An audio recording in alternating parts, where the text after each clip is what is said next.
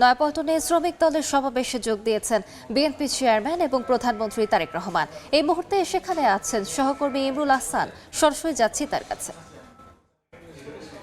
সেই সমাবেশে কিছুক্ষণ আগে অর্থাৎ 2 থেকে 3 মিনিট আগেই প্রধানমন্ত্রী তারেক রহমান কিছুক্ষণ আগেই এসে পৌঁছালেন। আন্তর্জাতিক শ্রমিক দিবস উপলক্ষে এই সমাবেশের আয়োজন করেছে জাতীয়তাবাদী শ্রমিক দল। এই মুহূর্তে তারেক রহমান মঞ্চে আছেন, ওনার পাশে রয়েছেন বিএনপির সিনিয়র নেতৃবৃন্দ মহাসচিব মির্জা ফখরুল ইসলাম আলমগীর, এছাড়া বিএনপির স্থায়ী কমিটির সদস্য শ্রমিক নেতা নজরুল ইসলাম খান, শ্রমিক দলে যারা রয়েছেন তারা বিএনপির সিনিয়র যুগ্ম মহাসচিব রিজভী আহমেদ সহ কেন্দ্রীয় নেতারা রয়েছেন।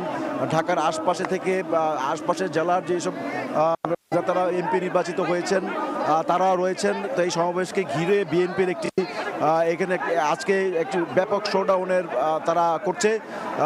যেহেতু প্রধানমন্ত্রী নির্বাচিত হওয়ার পর তারেক রহমানের এটি রাজধানী ঢাকায় প্রথম কোনো সমাবেশ। যদিও 10ই মার্চ করাইলে ফ্যামিলি কার্ড উদ্বোধনে ওইখানে একটি প্রোগ্রাম, ছোট একটি সমাবেশে উনি বক্তব্য রেখেছিলেন। তবে দলের আয়োজনে এই আজকের এই শ্রমিক সমাবেশটি তারেক রহমানের প্রথম সমাবেশ। প্রধানমন্ত্রী হিসেবে তিনি এই প্রথম কোনো জনসমাবেশে আজকে বক্তব্য রাখবেন।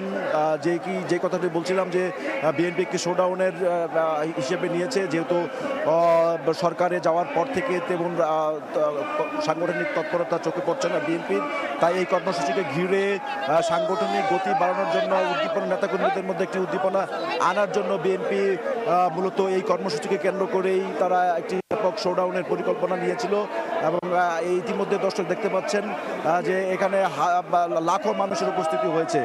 শুধু রাজধানী ঢাকা নয়, শ্রমিক দলের বাইরেও আমরা দেখেছি যে বিএনপির অন্যান্য ইউনিটের যে নেতাকর্মীরা রয়েছেন তারা ঢাকার বাইরে থেকে এখানে এসেছেন। তো 5-6 মিনিট আগে প্রধানমন্ত্রী আসলেন, সিনিয়র নেতৃবৃন্দ বক্তব্য রাখবেন পর্যায়ক্রমে, তারপর প্রধানমন্ত্রী তারেক রহমান বক্তব্য রাখবেন। তার বক্তব্যের মধ্য দিয়ে আজকের এই শ্রমিক সমাবেশের সমাপ্তি হবে।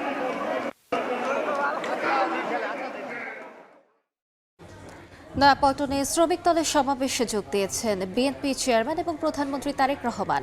আমরা সরাসরি যুক্ত ছিলাম সেখানে।